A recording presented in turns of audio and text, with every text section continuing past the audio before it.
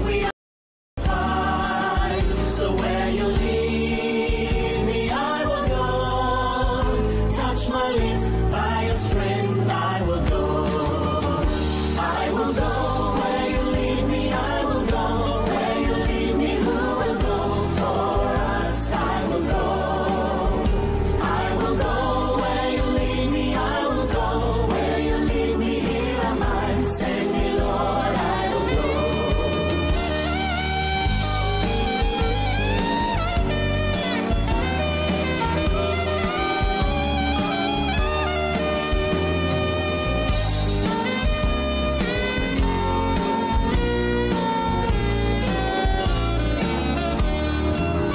Because my eyes have seen the King, I must tell all the world, worship Him. In all the nations, in all the world, where He sends me, yes, I will go. I will go where you lead me, I will go. Where you lead me, who will go for us? I will go. I will go where you lead me, I will go. Where you lead me, here am I. Send me, Lord, I will go. I will go. I will go. Who will go for us? I will go. I will go. I will go. Here am I. Send me, Lord, I will go. I will go. I will go. I will go.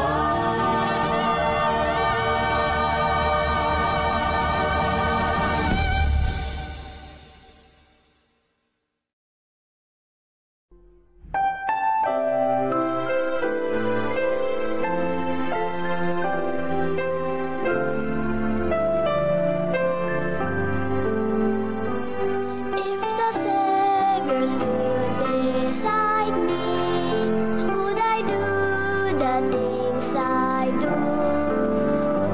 Would I think of His commandments and try harder to be true? Would I follow His example? Would I live more righteously? If I could see the Savior standing nigh, watching over me.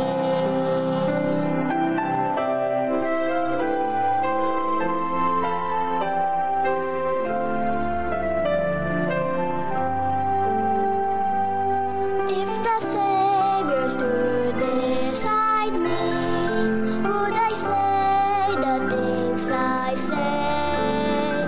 Would my words be true and kind if He were never far away? Would I try to share the gospel? Would I speak more reverently if I could see the Savior standing nigh, watching over me?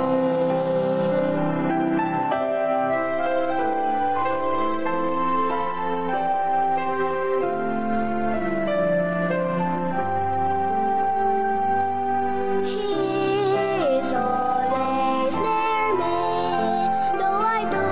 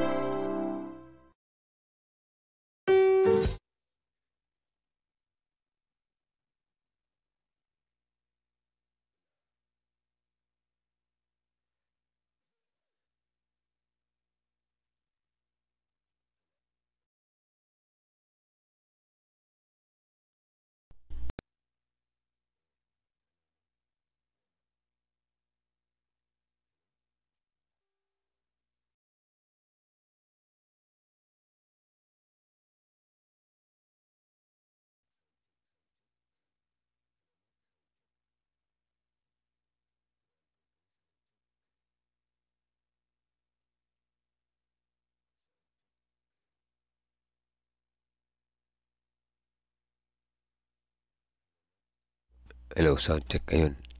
Yan, God first morning po mga kapatid. Inaayos ko yung mic ko ay tumunog. So, ayun ano. Good morning po, Pastor. Kamusta po? Yung alarm ko lagi ko naunahan. Kaya lang nung pagtulog, pinatay ko. Nakaidlip ako konti na tanghali tuloy ng konti. Anyway, dahil nagbo tayo, no? Mahirap magkaubo. At sipon eh, ang mga panahon na ito. Ngayon, bago natin bigay kay Pastor, batiin natin yung mga nandiyan sa live ngayon. Ano po, sa mga masipag natin mga kasama. God first morning po sa inyo. Ate Revy, Sister Nimpa, Ate Lorna, Sister Teresita, Sister Sweetie, Burgos Lopez, Sister Valentina Cordoba, si Ate Mitch. Magandang umaga po sa inyo dyan. Tsaka yung mga nasa background, good morning po sa inyo. Kaway tayo sa chat box na po. Ngayon ay araw ng Huwebes. Napakabilis mga kapatid na po. At patuloy tayong pinagpala ng Panginoon. Ayan na. Sige po. Pastor, pag ready na kayo ay bibigay ko po sa inyo ang pagkakataon. Iaalaw ko yung screen and multiple presenter.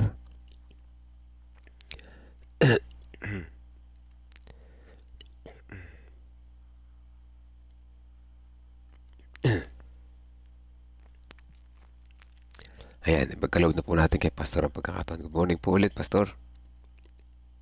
Good morning po, Kuya Melps. At sa lahat po ng ating po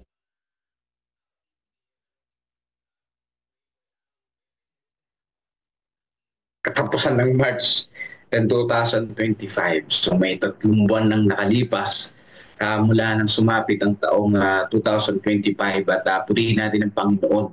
Hindi niya tayo pinababayaan at tayo ay patuloy na lumalakas at binibigyan niya ng mga pagpapala na minsan hindi natin gusto yung pagpapala ng Panginoon at minsan may gusto tayong hangarin. Pero ganun pa man, idalangin natin sa Panginoon na maging masaya tayo kung ano ang pinagkaloob na biyaya ng Diyos para sa atin. So ngayon, ang ating pag-aaralan, mga awitin para sa natatanging bayan ngayong March 27. So tayo po ay manalangin. Panginoong Diyos, na siyang naglalang ng langit at ng lupa, na siyang nagturo sa amin umawit, nagbigay sa amin ng buhay. Sa umaga na ito, O Diyos, aming itinadalangin ang aming pong pag-aaral. Gabayin niyo po nawa kami at kayo po ang siya magbigay sa amin ng buhay, kalakasan na nagmumula sa inyo. Panginoon, salamat po sa kapatawaran ng aming mga kasalanan. Salamat, Panginoon, sa pag-ibig niyo po sa amin at sa kasiguraduhan ng kaligtasan. Ito po ang aming dalangin sa banal na pangalan ni Jesus. Amen. Ayon po dito sa ating text, 15:3 ng Apokalipsis, at inawit nila ang awit ni Moises na alipin ng Diyos at ang awit ng Kordero. Pag sinabing alipin ay servant, ibig sabihin mga kapatid talagang lingkod ng ating Panginoong Diyos si Moses. Inawit nila at ang awit ng Kordero. Ano kaya itong awit ni Moses at awit ng Kordero? Kapag ang isang kilusang Kristiyano ay nagsimulang magkaroon ng isang tiyak na anyo, kadalasan ay gumagawa ito ng sarili nitong himno. Oo, ako naranasan ko na rin yung mag-compose ng kanta. Kapag ikay masaya, inspired, makakapag-compose ka ng awit. O kahit tula lang, di ba? Makakakompose ka. Ginawa ni James White ang gawaing iyon para sa Sabbatarian Adventism. Naglatala siya ng hymns for God's peculiar people that keep the commandments of God and the faith of Jesus noong 1849. Sayang, no? Dapat alam natin itong tono nito. Siyempre, ang mga himno at mga aklat ng awitan ay hindi kailanman neutral. Sinasalamin nila ang mensahe na pinakamahalaga sa mga sumusulat ng mga kanta at nagtitipon ng mga himno. Kasi talagang nakasalig yung hymnal na yun dun sa nag-compose.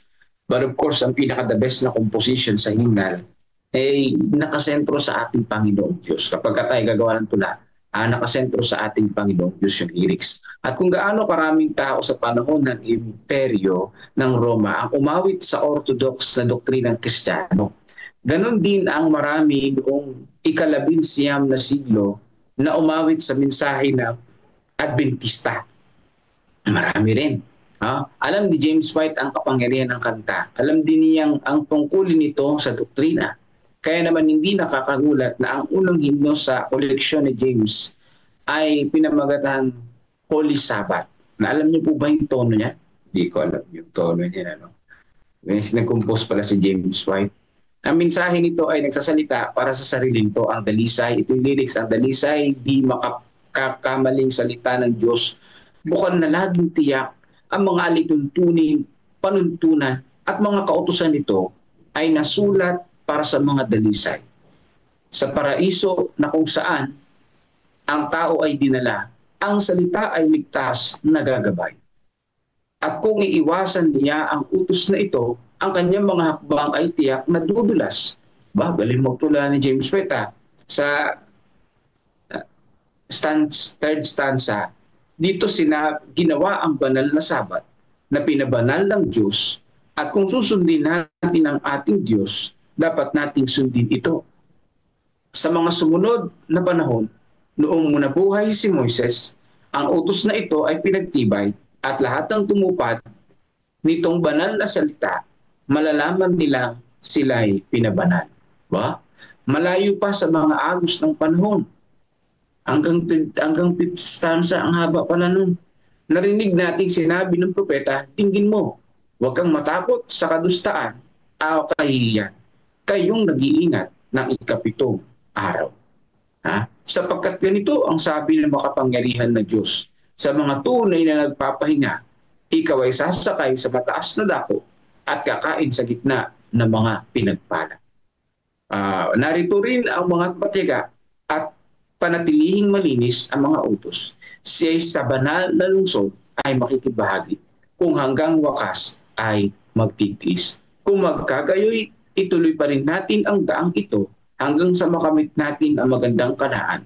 Pagkatapos ay lalakad tayo sa lansangang ginto at mananatili sa kapahingahang iyon. Napakahaba ng pala ng kanta ni James White. Napakatagal itong awitin pagkaaraw ng Sabat. Guro, pag magpa-aawit ka, ito na lang, awitin mo. Tapos, ang opening song na napakahaba nung kinumpos niya. Pero maganda, no? Biblical yung kinumpos ni James White. Dahil ang aklat ni James ay mayroon lamang mga salita at walang himig. Mga ano lang tawag dito, tula. Kailangan mong malaman kung paano ito kantahin. Ngunit kahit wala ang himig, hindi pag-aalinlangan ang mensahe ng tula. Dapat maganda pala na yung mga dyan sa AUP naman nag-aaral ng music, maganda na lagyan nila ito ng tono. Wala daw himig, sabi ni George Knight.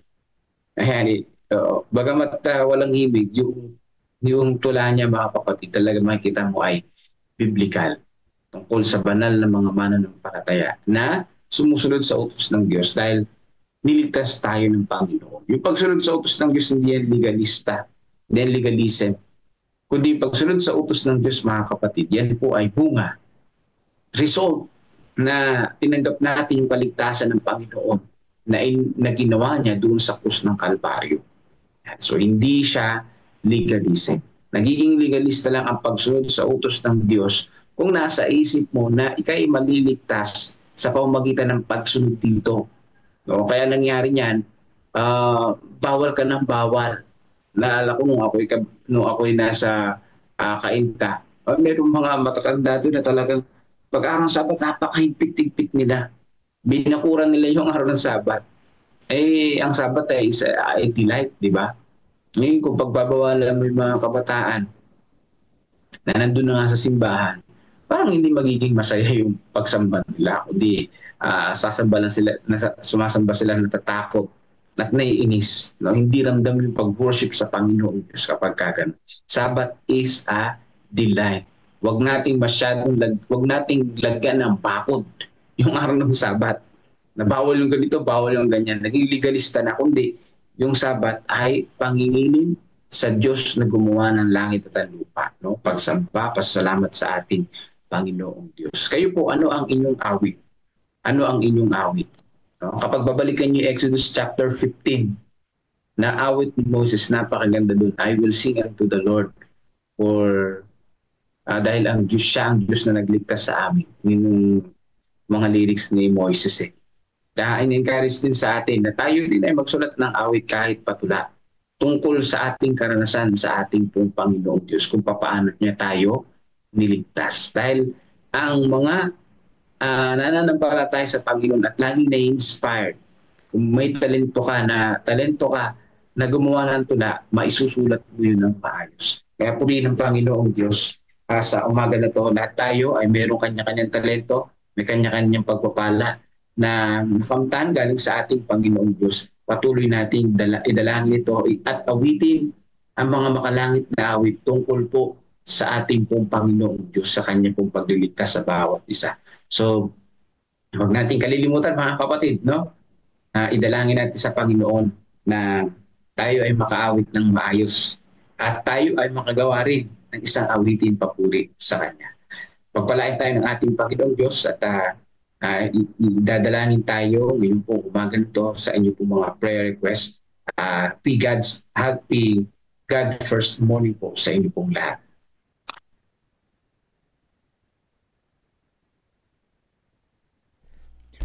Ayan, salamat po, Pastor. Ano po? Tunay na yun sa awit pa lang ay nandyan na yung mga mensahe, no? Para ka na rin nag-sermon sa awit, ano po, Pastor, no? So, ganyan talaga ang taong tawag dito, yung makikita mo yung may concern talaga sa kanyang mga kasamahan, ano, kagaya itong umawit na to, James White. Ayun, nag-compose ng awit, ano po? No, si Bates ba yun? Teka, hindi ko nakita.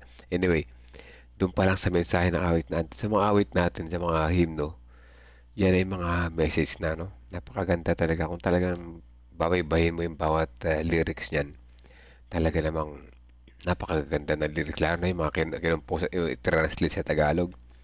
Talagang magaganda na po. Kaya sa ating pag-awit, hindi lamang tayo dapat kumakanta, kundi ating iniisip ang Panginoon Diyos dahil siya ay parang siya yung nag-umaawit para sa atin, ano? Siya yung parang siya yung nangangaral para sa atin. Para saan? Para sa ating kabubuti. Para sa mundong ito, sa ating pagtsatsaga, paghihintay sa Kanya ay patuloy na tayo ay makasama niya sa pag-aawitan. Ano po? Ano? Sa bago tayo lumipat sa kabila, tayo muna ay manalangin mga kapatid. Let's pray po. Amang banal, makapangyarihan sa lahat, salamat po sa umaga na ito na muli nyo kaming ginising sa tamang oras. Salamat sa pagkakataon na maituloy namin ang mga aral dito sa baka ating malimutan. Tunay na yung mga awit na nagpapasaya sa aming mga puso, nagpapaalala sa amin, sa aming mga kalungkutan at nagpapasaya sa bawat sandali. At nawa sa aming pag-awit, patuloy naming namnamin ang mga mensahe ng awit at makita namin na inyong kabutihan, makasama namin kayo kahit sa aming pag-awit. Maraming salamat po at kami patuloy niyong ginagabayan. Sa aming pagpapatuloy ng lesson sa umaga na ito, patuloy niyo kaming gisingin at bigyan ng maliwanag na kaisipan tanggapin ang mga aral dito at makapag-reflect kami sa God First Morning. Ito po ang aming dalangin sa pangalan na Jesus amin. Okay, let's go. Lipat po tayo sa kabila, no? Pag-pray po natin si Sister Gloria Balbido na more blessings at good health sa kanyang kaarawan. Happy birthday po, Sister Gloria Balbido. Sige po, sama natin mamaya sa panalangin si Sister Gloria na po. Happy birthday po sa inyo. Naubo ako Matagal pa naman akong guwaling. Naubo. Okay na, accepting. Ito, sabi nga po dito mga kapatid, ako po ay nag-post doon po sa... bago yun, Pastor, basahin po muna natin pala, no? Yes. Yung ating pong nakaraang topic, ito po ay may pinamagatang why talents are bestowed. So sa Tagalog po, bakit ipinagkaloob ang mga talento? Maiksi lamang po ito, ilang linya lang. Sabi po dito, dapat maunawaan ng bayan ng Diyos na ang mga talento ay hindi ibinigay sa kanila upang magpayaman sa mga bagay ng sanlibutan, kundi upang mag-ipon ng mabuting pundasyon para sa inaharap, para sa buhay na walang hanggan. Yan, napakaganda po pala, ano? Ang reason po pala, mga kapatid, kaya po tayo pala ay binigyan ng Panginoon ng mga talento ay para po ito'y sa hinaharap. Kaya nga po sabi ng ating pong Panginoon, kayo'y mga tipon ng kayamanan sa langit na doon ay hindi sumisira ang tanga at hindi nagnanakaw ang mga magnanakaw. So yan po mga kapatid, ano po ang inyong masasabi dito tungkol po sa atin pong tinalakay kahapon? Ano po? Napakaganda po nito at ako po'y naniniwala. Ayan, salamat po kay Pastor Jonel sapagkat yun pong nakaraan o kahapon ng umaga ay marami po tayong naiwan na napakagandang mga topic na comment. At ngayon po ay atin po itong papasadahan. Ano po? Sabi po dito ni Sister Imelda Diego, Happy God First Morning everyone. Happy Thursday to all. Amen po, Pastor Jerry. Ang Panginoon ay siya ang una at huli. Ang Panginoon ang siya nagbibigay ng kapahayagan. Ito po yung reflection ni Sister Imelda tungkol po doon sa Kapitulo 1 ng Apokalipsis. So ituloy po natin. Tayo po ay tumutupad sa kanyang mga utos. Yes, malapit na po ang kanyang pagdating na tayo ay sumunod, tumupad at bumasa ang tumutupad sa kanyang mga pinag-uutos sa atin. Tayo po ay magiging tapat at magiging mabuting katiwala sa lahat ng oras. Yes po, kapag tayo po ay faithful na nagbabasa, faithful na tumutupad, faithful, ano po, na isinasakabuhay na ang salita ng Diyos. Tama po ang sinabi po ninyo, tayo po'y magiging mabuting katiwala. Amen. At may duktong pa po, ang ating tagapagligtas ay ang ating Panginoong Hesus. Kaya tayo po ay magkakaroon ng maalab na relasyon sa ating Panginoon upang magtagumpay. Yung pong ibig sabihin maalab na relasyon, kumbaga ito pong GFM, ano po, ay ayaw mong malate ka. Pastor Jerry, ayaw mong ikaw ay hindi makikibahagi, ayaw mong yung mga bagay na iniisip mong mga trabaho, hindi mo na yon. Hindi ka masaya pag hindi ka naka-join sa GFM. Ito po yung ibig sabihin dito, ano, na maalab. Ituloy ko po, malapit na po ang kanyang pagdating, kaya po tayo ay manghawakan, manalangin, manampalataya sa araw-araw na buhay upang huwag tayong mawaglit sa kaligtasan. Yan. Ito pong si Sister Imelda ay ako'y pinagpapasalamat po dito sapagkat mula po nung ako'y mag-host, siya po ay mahusay pong mag-comment. Ano po? Si Sister Imelda po, Pastor, taga Limay, Bataan po ito. Taga Limay. Okay, meron pa po dito. Si Ana Boyet Salupas. Sabi po dito, humility and compassion are talent that every Christian must have. For it's very difficult for our human nature to show it, for only God can give that talent to us. Amen. Wala na pong iba. Sapagkat ang Diyos po ang nagbigay ng talent, siya pa rin po ang magpapaunlad po nito, magpapalago. Tama po ba, Pastor Jerry? Katulad po ng time, papalaguin po ng ating Panginoon yung ating temple, yan, ano pa, treasure, yung truth, yung testimony, yung technology. Kaya nga po sabi po ni Pastor Jerry, ito po mga testimony, comments, ay isa po itong talent. Yan. Okay, basahin ko pa po ito, Pastor, yung isa. Sinasabi po dito ni Brother Jericho Diwa, siguro asawa ito ni Ma'am Lovely, Ma'am Love. Happy God First Morning po sa ating lahat. Salamat sa talentong ibinigay ng ating Panginoon sa pagdadrive, pag-awit, pagkakaroon ng maraming kaibigan at paggamit o pakikisangkot sa kanyang banal na gawain.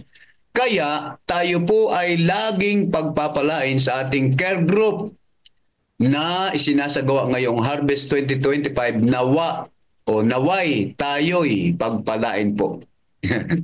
Amen. Salamat po, Brother Jericho. Okay. Pastor. Yes po, Pastor. Ay, meron tayong isang pinanonood na video palagi dito sa God First Morning. Opo. Na ang diwa po ng video ay tinatanong tayo. Imaginein daw po natin kung ang lahat ng ating members sa church ay katulad natin. Opo. Diba? At tulad ng inyong nararanasan ngayon, ganun din ang karanasan ng iba nating mga kaanib. Ano kaya ang mangyayari sa loob ng ating church? Yan.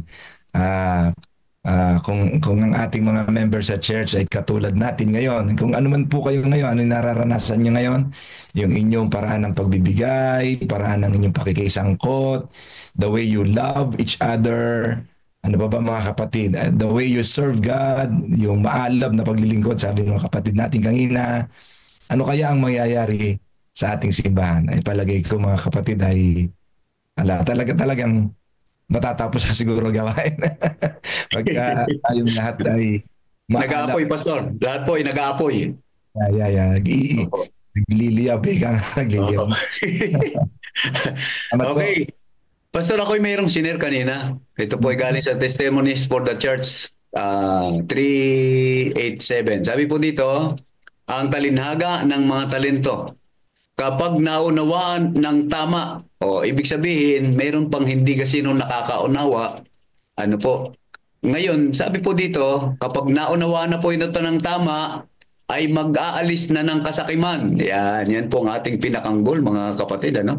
Kapag naunawaan na po natin ito, yung pong pagiging madamot po natin, ano po, sa time, sa talent, sa temple, sa treasure, pag ito po ay naunawaan na natin, ang sabi po dito, ay ano daw? Na tinatawag ng Diyos na pagsamba sa mga Diyos-Diyosan. Ibig sabihin, pag hindi mo pa naunawaan ito, ay sumasamba pa sa Diyos-Diyosan. Ang alam lamang po natin kasi yung Diyos-Diyosan na rebulto. Yun po palang talents na ito, sabi po dito sa Testimonies for the Church, kapag hindi daw po natin ito naunawaan, itong mga talents na yan, meron tayo, Pastor, ay pagsamba pala sa Diyos-Diyosan. Napakalalim po nitong sulat ni Mrs. White. Okay. So, babasahin po muna natin ito. Mayroon pang dagdag si Sister Imelda kahapon. Ito yung kahapon. Salamat po, Pastor Janelle, sa pag-share. Sabi po dito, Happy God first morning, everyone. Happy midweek to all. Amen po, Pastor Jerry. Gamitin po natin ang ating mga talento kung anong meron po tayo sa gawain ng Panginoon. Na tayo po ay lumakad na kasama ni si Kristo sa araw-araw na buhay. Na ipahayag ang mabuting balita sa buong sanlibutan. Na tayo po ay maging masunurin at tapat na katiwala sa ating paglilingkod. Humayo sa gawaing paglilingkod sa ating kapwa. Pastor Jerry, parang ito yung ating pinakang misyon na. Di ba yung pong sa iyo pong presentation ay tayo po ay kinakailangan maging mayroon tayong church planting, ano pa? Yun pong stewardship, ano yung pinakang huli? Evangelism. Ito na po yung sinasabi ni Sister Imelda. Nabuo po niya dito sa kanya po napakagandang comment. Okay po, salamat po Sister Imelda. Sana po wag po kayo magsawa. At ang duktong po dito, tayo po ay pinagkatiwalaan ng Panginoon kaya dapat po natin itong pagyabungin. Malalim po itong Tagalog na ito. Ibig sabihin pong pagyabungin, palaguin. Ano po? Kung anong meron po tayo, ito ay ating ipaglilingkod. Tayo po ay may mga misyon sa mundong ito. Kaya tayo po ay gumagawa ng sama-sama at may pag-ibig sa ating mga kapwa na maglingkod. Makikita po natin kapag tayo ay humayo sa gawain ng Panginoon, kasama natin siya saan ka man pumunta. God bless us all. Yan. Sabi naman po ni Sister Net Lazaro, ang talento ng bawat isa ay nanggagaling sa Panginoon. Yes, totoo po. Kaya nga po ito ay hindi mananakaw. Ang ganda, no? Hindi po ito mananakaw sa atin. Ipinagkatiwala din sa atin ang ating lamang pong gagawin ay masikap na gamitin upang hindi masayang. Dahil kung hindi natin gagamitin, ang sabi po dito ni Sister Net, tulad ng mga gamit ay pupurol, kakalawangin hanggang sa masira. At kapag nasira ay wala na itong pakinabang. Ngayon ay nadaragdagan pa dahil sa GFM na hinahasa tayo. Napakabuti ng Diyos dahil ang talento ng lahat ng mga pamunuan ay naibahagi sa atin. Ngayon, lahat ay halos missional na. Amen po. Salamat po ng marami sa napakagandang comment.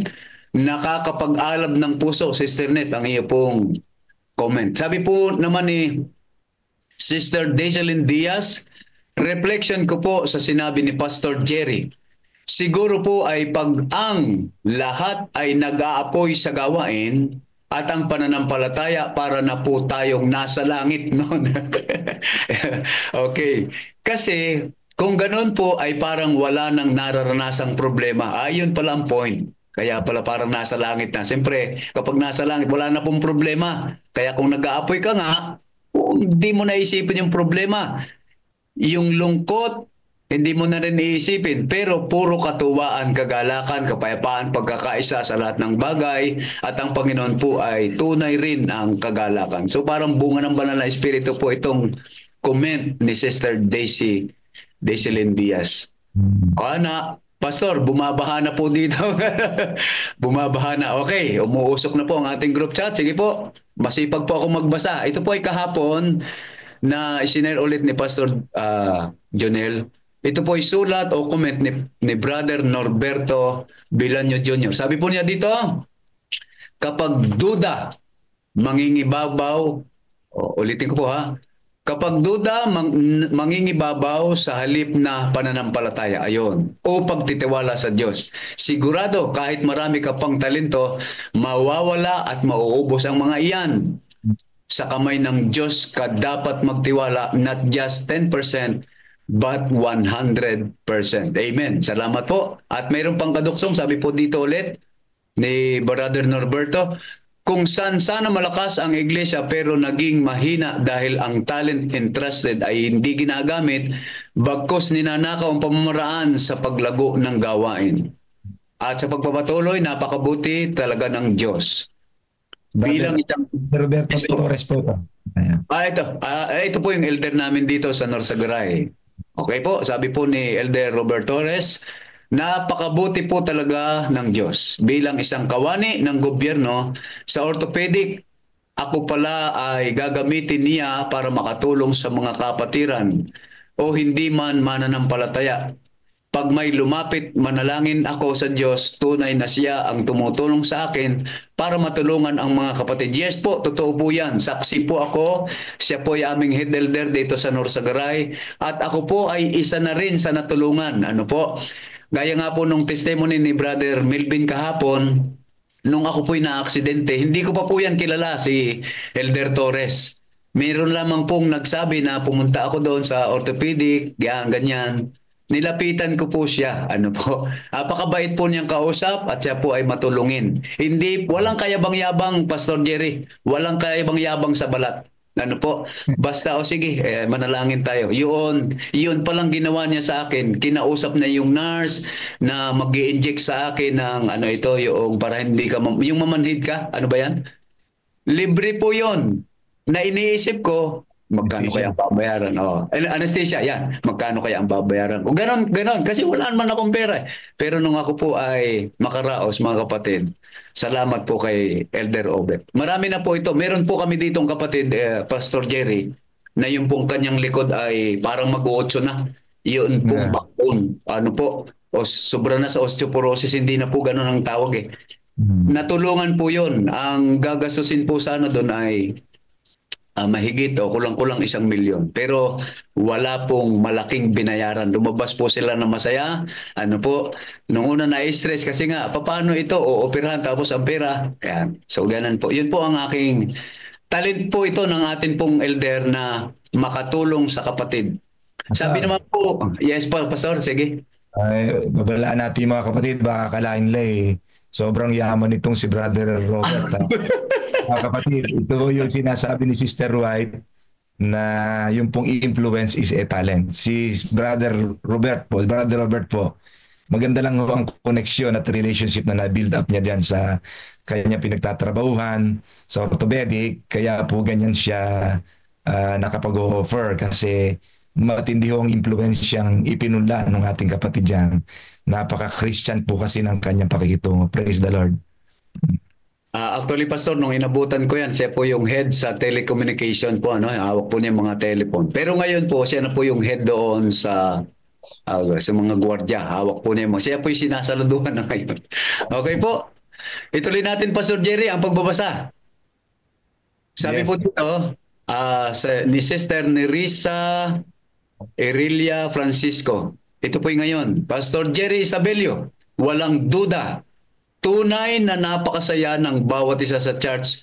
Tunay na magkakapatid ang maranasan gawa ng COP. So yan po ang pinakang goal at advocacy ng ating pong president na ito pong COP sa umpisa talaga mahirap tanggapin. Pero kapag tinanggap mo na ito, napakasaya. Totoo po ito. Ito pong karanasan ko, Pastor Jerry, ano po, Miyerkules pa lang nakahanda na yung aking COP. Hindi ko po yan ginagawa noon. Yan po gusto ko mag-testimony noon. Sabi niyo po kasi, yung mga pastor mag-testimony. Sabi ko, hihintayin ko yung time na ako'y mag-host. Doon ko ibibigay. Totoo po yun. Excited ka na ikaw ay mayroong sobre. Kumuha na po ako ng sobre. Yung laging sinasabi ni Pastor Mangiliman, kayo dapat mga pastor may sobre kayo sa bahay. Ginawa ko na po yun. Yung ating bagong sobre. Miyerkules pa lang, nakalagay na, atado na. At pagdating po ng Sabado, ihuhulog ko na lang at ibabalik sa Panginoon. Okay, tuloy po natin. Sabi po muli ni Sister Dizelyn Diaz, regarding po sa talents ay maging isang malaking pagpapala sa atin kasi ito po ay mula sa Panginoon at nawa ito rin ay maging isang daan para maging pagpapala sa iba. Amen. Mayroon po uling comment. Si Brother Norberto, nakikinig po siya. No? Brother Norberto, salamat sa iyong mga comment. Ha? Huwag kang magsawa. Dagdagan mo pa. God has a plan to His church. Siguro kung lahat ay sundin natin na wag gagamitin ang talento para magpayaman, surely God will bless His church and open 1,000 souls for His kingdom. So naalala ko po yung salamat po, no? Maganda. Naalala ko po yung kami po kasi ay ang speaker namin sa devotional ay si Pastor Claro Vicente. Ano po? Ang hindi ko malimutan kahapon, Pastor, yung pong sinabi niya, yung kapag ikaw ay tumupad yung 10% or more, sino ba ang makikinabang nito? Ang church o yung nagbigay? Sino nakikinabang? Ang church ba dahil dumami yung kanyang sumagana ang pera? O yung nagbigay? Alam po ninyo, yung church po ay pansamantala lang yan. Pero ang makikinabang po dito, tandaan po natin ito mga kapatid, ang makikinabang po dito ay yun pong nagbigay. Bakit? Sapagkat yung kanyang iniingatang pagiging sakit, wala na po yun. Ang ugali po niya ay katulad na ng ating Panginoong Hesus, giver. Giver na po siya. Yun po ang napakagandang lesson na hindi ko po malilimutan. Okay, tuloy po natin ito. Ako po, pasisya na po kayo. Medyo madaldal po ang inyo pong host. Sabi po dito, si Sister Nerissa Irelia Francisco, comment ngayon, nakita ko na po ngayon na masiglang pangaral ng mga care group dati. Hindi ganon, kasigla sa gawain ng Panginoon ang mga kapatid. Salamat sa Diyos. Ganda po na. Praise the Lord. Sister Revelyn Ronas Padilla, ito po yung aming treasurer, no? Ako'y nasa Gapan. Sister Revelyn, good morning. Mapalad po tayo kung tayo ay pinagkatiwalaan ng mga talent. Tuklasin natin at gamitin ito para sa gawain ng Panginoon. Dahil sa pagsunod ko ng GFM, ay lahat pala tayo ay maraming talent. Tuklasin po natin at masaya natin itong gamitin para sa Panginoon at tapat na ibalik ang ating tithes and COP at lahat po na pwede nating maitulong sa ating church. Sabi naman po ni Sister, may sasabihin po kayo, Pastor? Yeah, nag-amen po ako. Yeah. Okay. Sumingit lamang po kayo kasi tuloy-tuloy na po ito. Sabi po dito, masaya po talaga, nakakapag-alab. Ano po? Sabi po ni Sister Lolita Agibido, comment ngayon, kung tayo ay nagtatapat, ay madaling matapos ang gawain. Yes, totoo po yan. Tulad na sa tithe, handog at gayon din sa mga gawain sa church. Yes, totoo po yan. Okay, next, ang summary. Sino po ito? Si Pastor Seth Magas. May summary. Pastor Seth, good morning. Ang ating mga talento ay ipinagkaloob ng Diyos hindi para sa sariling kapakinabangan, kundi upang paglingkuran siya at ang ating kapwa ayon sa Matthew 25:14-30 at 1 Pedro 4:10. Tayo ay mga katiwala ng biyaya ng Diyos na inaasahan niyang gamitin natin ang ating mga talento sa pagpapalaganap ng kanyang kaharian. Hindi sapat na taglay lamang ang kakayahan, dapat natin itong gamitin ng may pananagutan. Sa tamang paggamit ng ating talento, tumatanggap tayo ng espiritual na gantimpala at natutupad natin ang kaloob ng Diyos. Salamat po, Pastor Seth, sa napakagandang comment. Si Jericho Diwa, sabi po niya dito, Brother Jericho, good morning.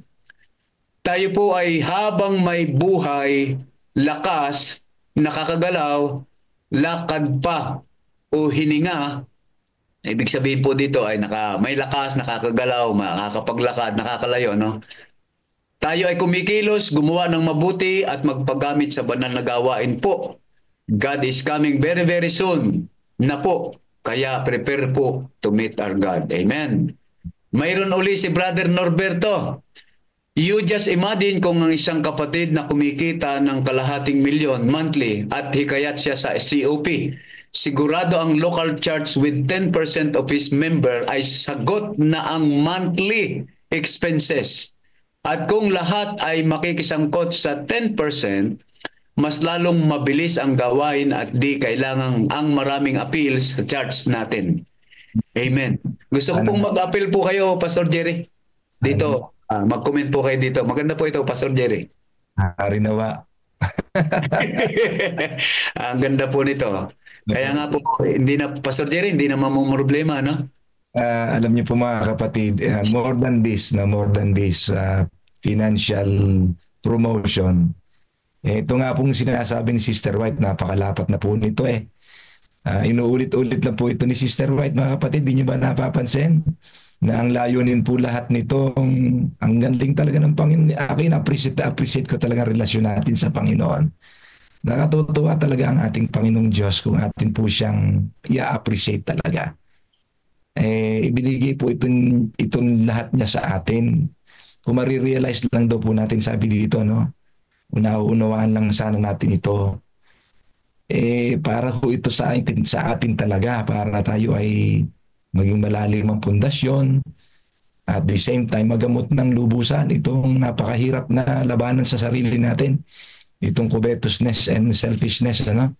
Para maigayak na tayo sa eternal life. Sabi ni Sister White dito sa ating reading ngayon kahapon, no? Napakaigsi lang po nitong 2 linya lang itong sinabi ni Sister White. Pero yung realization, napakaganda po nito. Yung sinasabi ni Brother Norberto, hindi na ito imposible sa mga taong gamot na yung puso. Ang puso ay si Jesus na yung laman at yung karakter ay si Jesus na. Hindi ho ito mahirap, mga kapatid, kaya lamang talagang nakikipagbaka pa ang marami sa atin dito. Kaya patiently, lovingly, mga kapatid, atin lang po itong patuloy na ipaalaala. Kung kayo po ay nakaranas na po ng kakaibang karanasan kay Kristo, na si Jesus na po ang focus ninyo, ang mission na po ang focus ninyo, just share your testimony, mga kapatid. Tandaan po ninyo, ito po ang aking pong nais na sabihin sa atin.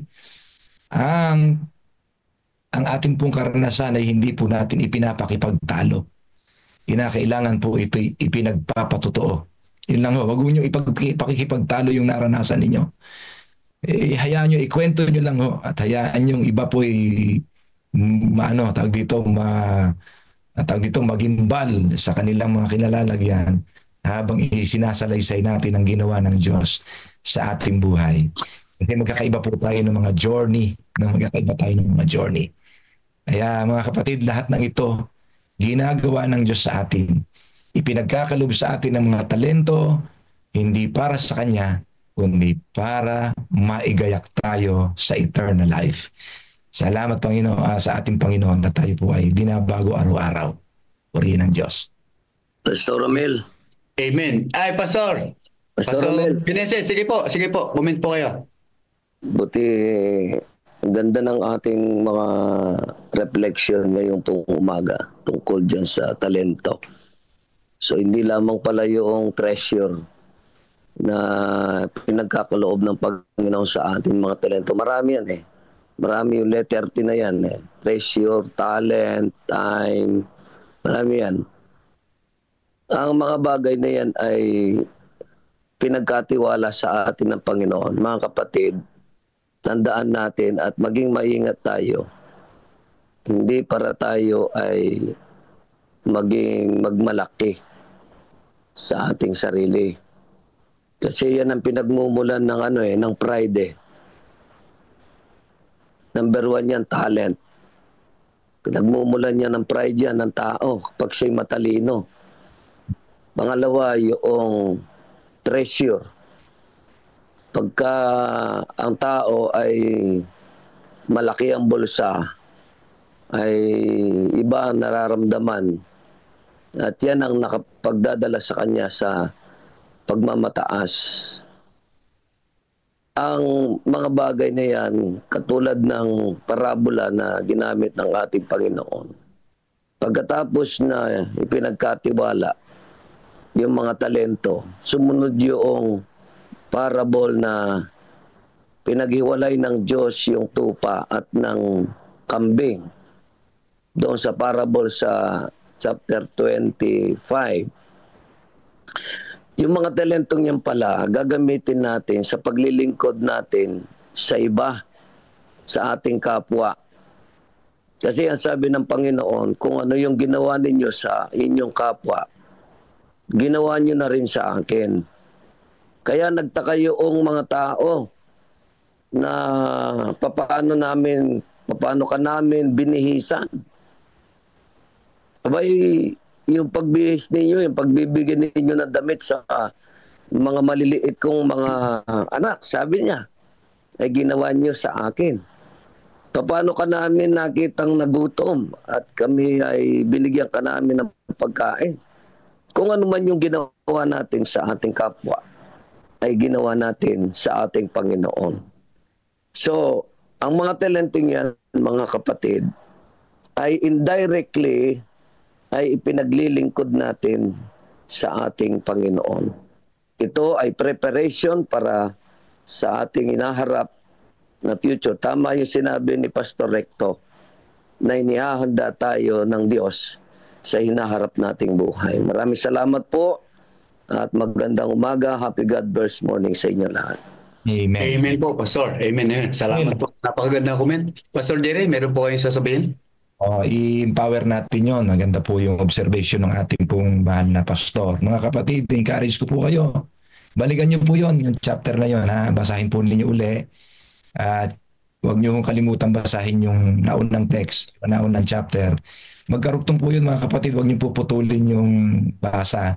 Pag binasa niyo yung chapter 24, yun ho ay tungkol sa nalalapit na kasiguruhan ng pagbabalik ni Jesus. Di ba?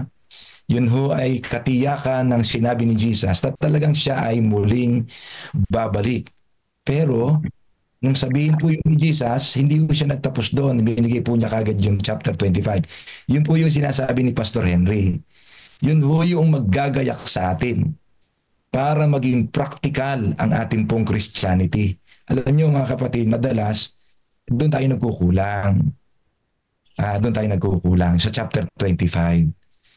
Kung nare-realize lang po sana natin yun, bakit hindi tinapos kaagad ni Jesus yung kasiguruhan na siya ibabalik, yung mga signs na sinabi niya doon, na ulitin ko po kasi nasabi ko na itong nakaraan sa inyo, yung po mga signs na yon ay hindi ibinigay para kapag dumating yung signs, doon lang tayo gagayak.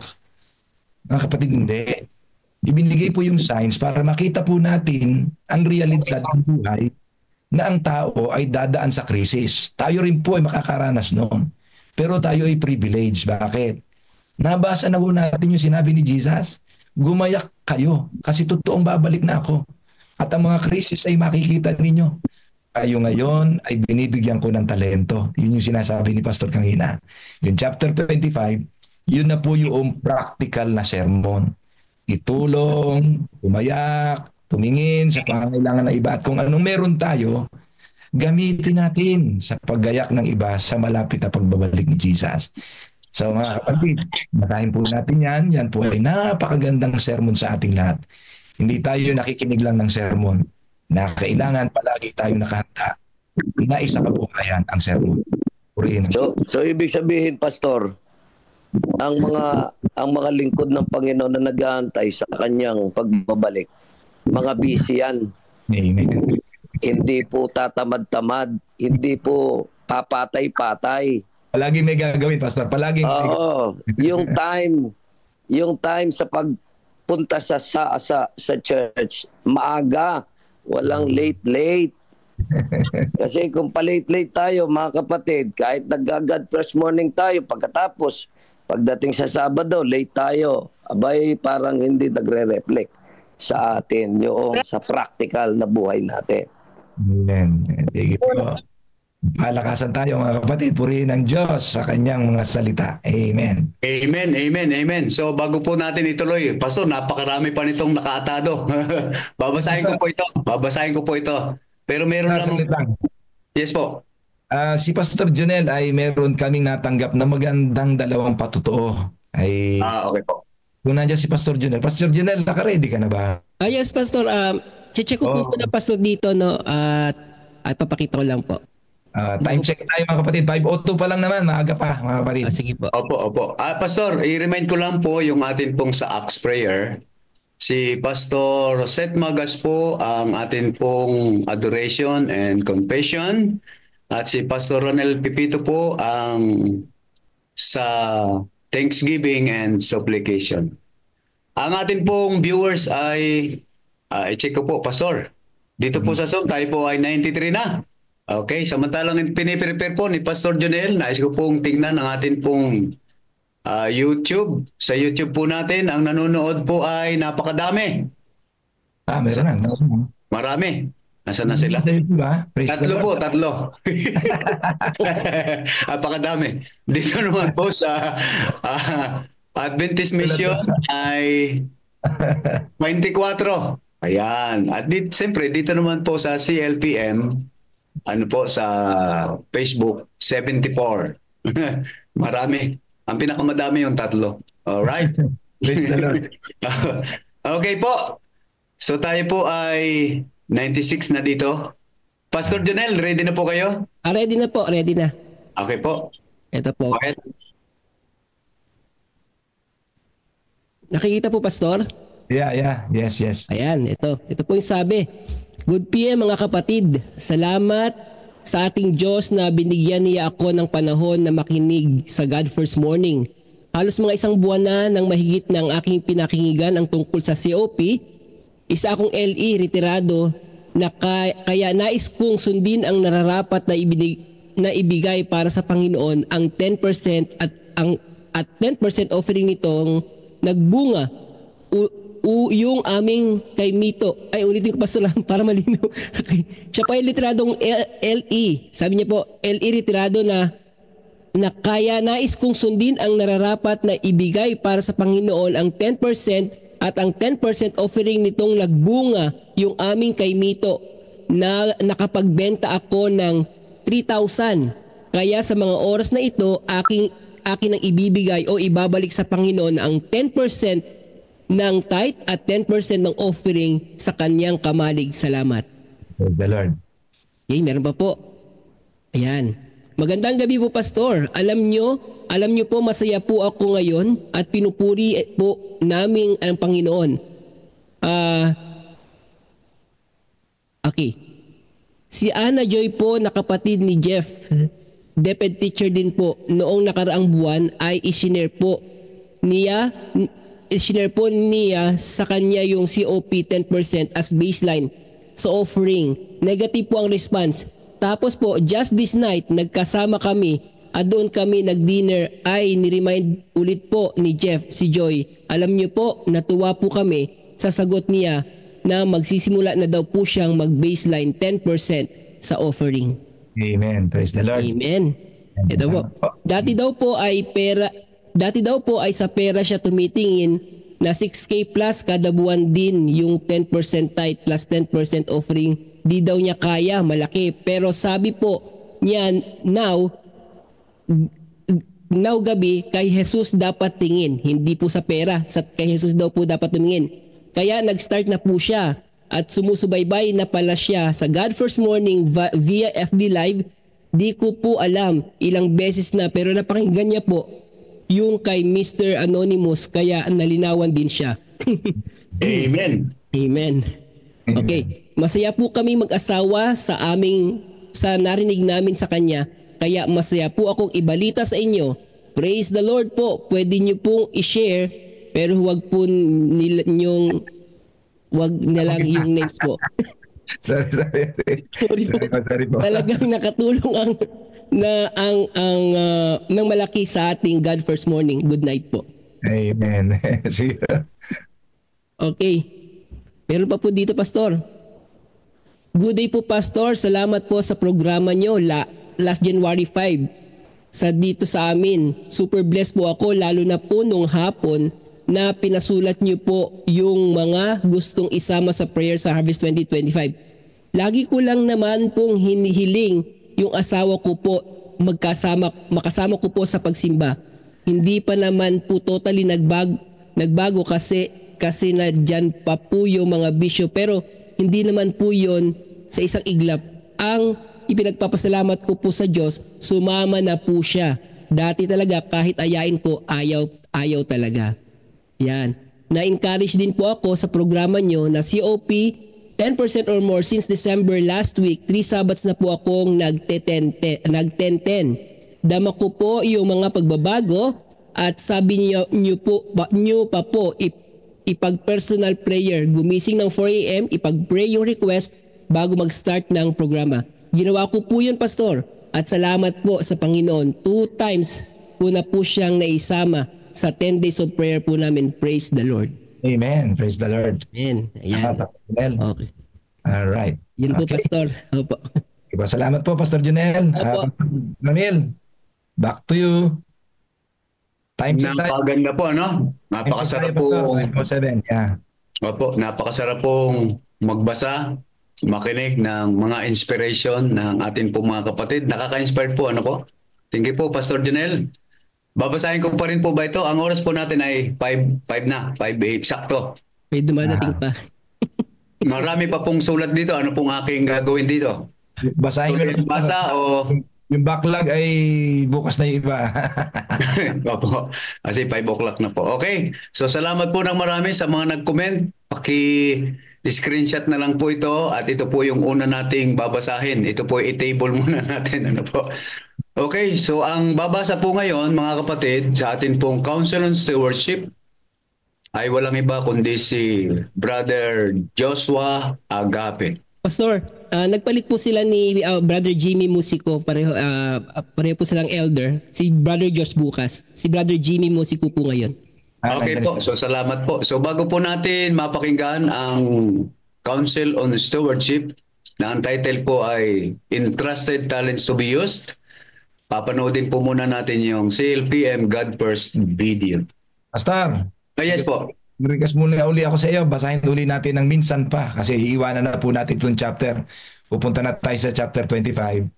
Basahin natin yung ating statement na nireflect ngayon kasi dapat makintalya sa isip natin. Napakaganda ho ng diwa niyan. Pakibasa uli, Pastor. Ito pong ating statement kahapon ni Sister White. Why talents are bestowed. Okay po.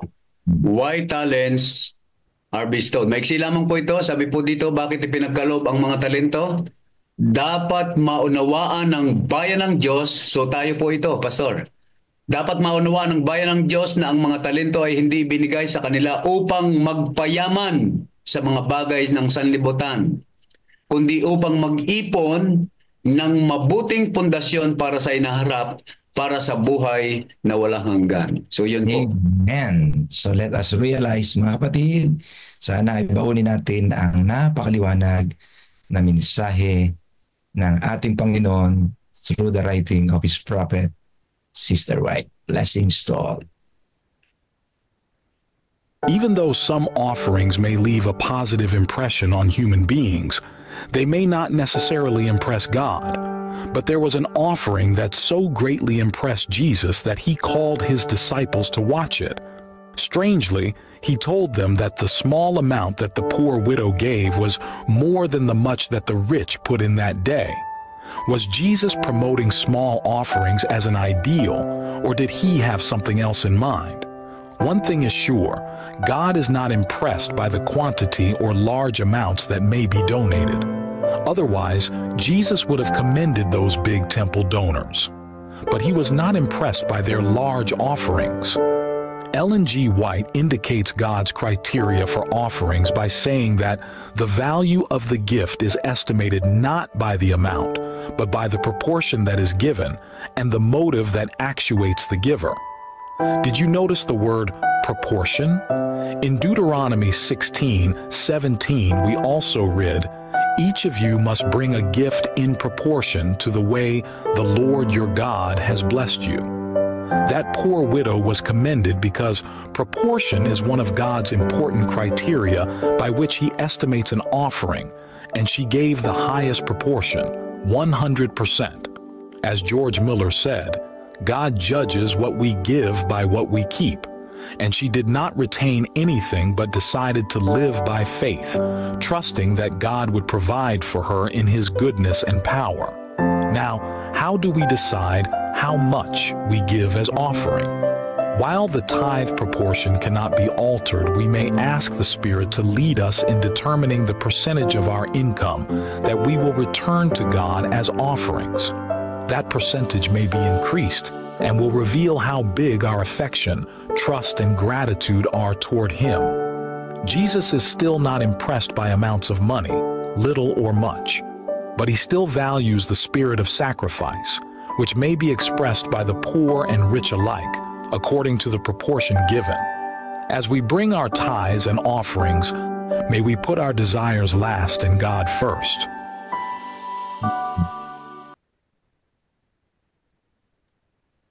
Brother Jimmy, kayo na po.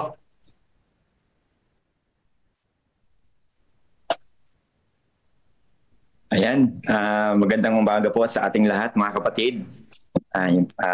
Patuloy po tayo nagpapasalamat po sa Panginoon na tayo ay binigyan ng panibagong buhay at kalakasan upang ang mga ito ay maipaglingkod sa Kanya. Po. So, una pa lang, sa umaga pa lang, ay meron na po pala tayong mga talento na pwede na nating ipagkalob sa Panginoon yung time, na muli ay makapag-aral at makapakinig ng mga inspirasyon mula sa Kanyang mga salita. Especially po sa ating aklat na ating pinag-uusapan sa tuwing umaga ng ating pag-attend dito sa God First Morning. Nakakalungkot man isipin, mga kapatid, pero gusto ko na po rin ilahad ito sapagkat gusto ko lang maging honest. First time ko lang pong makapasok dito sa ating Zoom. Although minsan ay nakakapanood ako sa Facebook streaming. So yun po. Pero I'm very blessed po, mga kapatid, na makita ang mga masasayang mukha ng mga kapatid, especially yung ating mga facilitator, kay Pastor Joby Jerry Estabilio. At ganoon din po, ayan, nakita ko rin si Ma'am Joy Diwa kanina. Siya po ay matagal ditong teacher namin sa Malolos. Nakakatawa po at nakaka-inspired na sa ganitong oras, alas 4 ay tayo ay sama-sama na nagpupuri sa Panginoon. So sabi nga po kanina doon sa chat, ipanalangin niyo po ako habang ako nagsasalita sa ngayon, habang magbabahagi, sapagkat ako po ay parang nangingilalim ang aking lagnat. So kaya naman po na makapagsalita at tayo sa tulong ng Panginoon. Okay? So mga kapatid, tayo po ay magpapatuloy ng ating pag-aaral. Hindi ko lang po natanong kung ilang minuto ako, Pastor Jonel. Pero ang ating pong topic ngayong umaga ay most of the part, meron lang po tayong dalawang paragraph sa subtitle na aking babasahin at i-discuss sa umagang ito. Ito po ay under sa chapter 25 na meron pong title na Responsibilities of the Man with One Talent. So, alam po natin na tayo ipinagkalooban ng iba't ibang mga talento ng ating Panginoon Diyos. Nabanggit na po ni Pastor Enrico kanina na there are so much talent na ipinagkaloob sa atin na dapat lang nating ma-realize or dapat lang nating maunawaan na yun pala ay talent natin. Kasi yung iba po, tinitake for granted yung mga ganong talent. For example, yung pagngiti sa kapatid sa loob ng iglesia. ay na-disregard na po yun kasi inisip natin na baka wala namang epekto yun doon sa tao na ating ngingitian. Pero alam po natin, there are some testimonies na nagpapakita na merong mga kapatiran sa iglesia na sobrang nasihan, especially those na invite or pupunta sa iba't ibang iglesia na they feel comfortable and feel welcomed kapag sila ay nangitian o nakamayan ng mga kapatiran doon sa specific na lugar na pinuntahan nila. So, napakaraming talento mga kapatid na po. Pero specifically sa umagang ito mga kapatid ay magdidwell tayo doon sa isang talento na we are all interested. I believe mga kapatid na we started doon sa mga talento at first sa maliliit na talento. Siguro, hindi naman specifically, naiisang talent lang po talaga yung ating pag-uusapan dito. Ano po? Marahil, ito ay nagpapatungkol din doon sa mga talento na at first ay hindi pa natin nahuhone or hindi pa natin na-improve. Pero but then, while we are improving those talents, hindi na siya nagiging one talent, kundi ito ay nagmumultiply. Okay, nagmumultiply.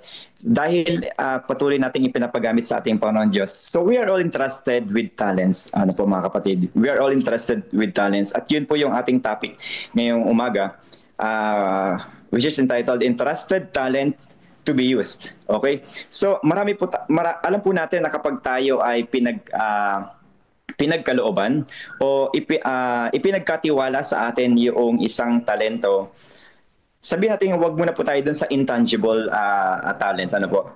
Those tangible things na ipinagkaloob sa atin, ipinagkatiwala sa atin ng ating Panginoon Diyos ng mga kaibigan natin. Pwedeng ka-churchmate, pwedeng mga taong nasa paligid natin, hindi man natin kapanampalataya o kapanampalataya natin. Mostly, nakakatanggap tayo ng mga tangible things na in-entrust sa atin. Alam niyo po mga kapatid, gusto ko na rin din pong i-share kung saan ako naroon ngayon. Ako po ay narito sa Malolos. Ang tahanan pong ito ay kung saan kami naroon na aking kapatid si Ate Karen. Ito po ay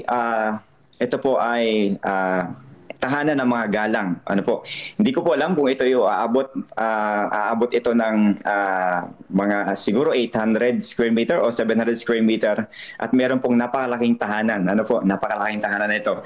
So, ito po ay ipinagkatiwala sa aking kapatid kay Ate Karen upang dito kami tumira ng free.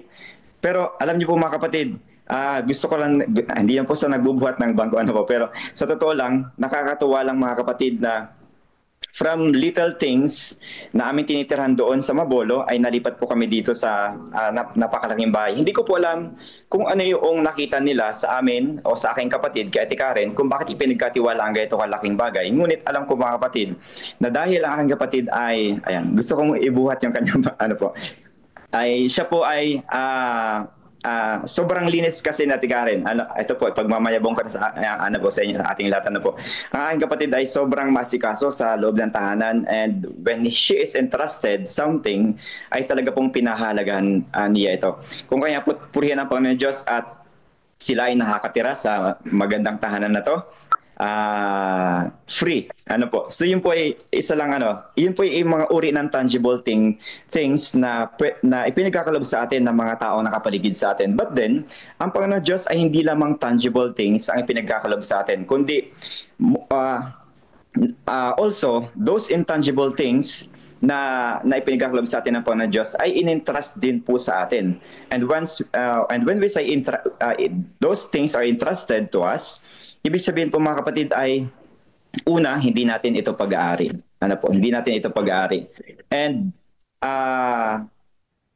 may confidence ang ating Panginoon Diyos that when He entrusted to you that one talent, alam niya na pwede itong mag-multiply kung ito ay iyong gagamitin. Tama, ano po? Sapagkat alam natin, at first, nung tayo ay tumanggap ng mga specific positions inside our church, sa unang pagkakataon, alam natin medyo nakakahiya, medyo parang hesitant tayo tanggapin kasi parang we're not confident na magagawa ba natin ng tama iyon. Pero alam natin yung unang pagkakataon mga kapatid na po, I think everyone of us here ay nakaranas ng gano'n, natanggapin sa unang pagkakataon yung responsibilidad na yon.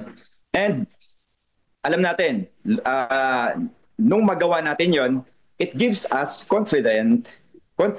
more confidence na tumanggap pa ng panibagong responsibility inside our church. So, ibig sabihin nag-grow once you accepted yung challenge ng Panginoon Diyos na gamitin mo ito sa kanyang gawain.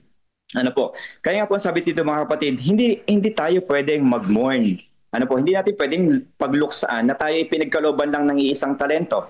Ano po? Sapagkat sabi po ng ni Ellen G. White dito, alam niyo po mga kapatid, sabi ko nga kanina, mukhang nababanggit na ni Pastor yung lahat ng mga sasabihin ko sa umagang ito. Ano po? Pero again, since na pinag-usapan po natin itong book na Counsel on Stewardship, ay alam po natin na ito ay payo.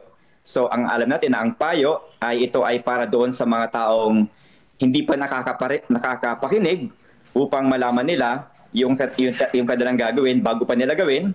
O kaya naman, yung mga ginagawa na pero there's a need of improvement ay madadagdagan.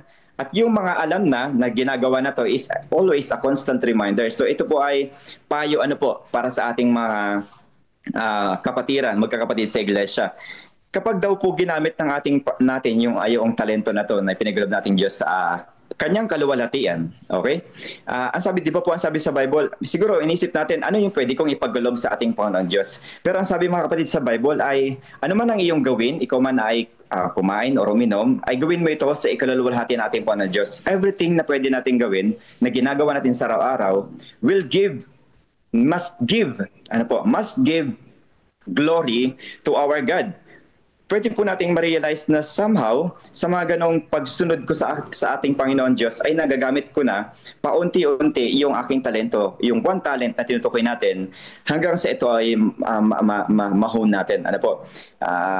Kung hindi tayo mahilig umawit, mahilig umawit, pero kapag tayo ay somehow ay laging naghaham, o kaya naman ay nag-iisip ng iniisip yung mga lyrics sa hymnal, ay somehow ma-inculcate yung mga hymno na yon sa ating isipan, and yun ma-share po natin yon sa mga tao nakapaligid sa atin, katulad po nung na-share ni Pastor kanina that some of our leaders or reformers nung mauna, they put into songs or composition yung kanilang mga naranasan. So we too can experience those closer relationship and commitment na kung ano man yung naranasan mo sa araw na to, pwede mong awitin, pwede natin lagyan ng tono. So those are things. Ang sabi po dito, it is no time now to bemoan our position in life.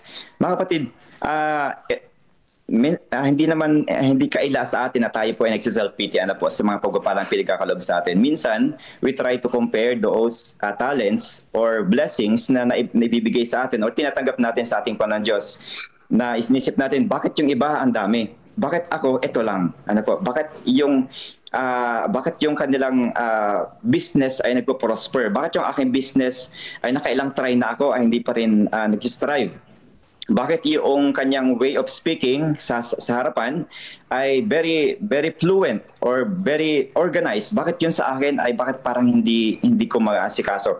So maayos. Or mga kapatid, hindi po pinag-usapan natin dito kung gaano kalaki or kaliit yung ating pinag-usapan, sapagkat ang sabi po ni Sir Ellen White dito, ang mahalaga po mga kapatid dito, ang sabi po dito, basahin ko po, if such person or persons use their one talent wisely and well, that is all the master requires of them. So hindi po pala requirement ng ating Panginoon Diyos na magbigay tayo ng kasing laki o kasing halaga nung ipinagkakaloob ng mga kasama natin sa iglesia. Kundi, kung ano po yung ating tinanggap natin kanina, tinanggap natin na pagpapala mula sa ating Panginoon Diyos, ay gagamitin lang natin ito ng may katalinuhan at kaayusan, sapagkat yun lang po yung ni-require sa atin, mga kapatid. To those who are much given, requires more.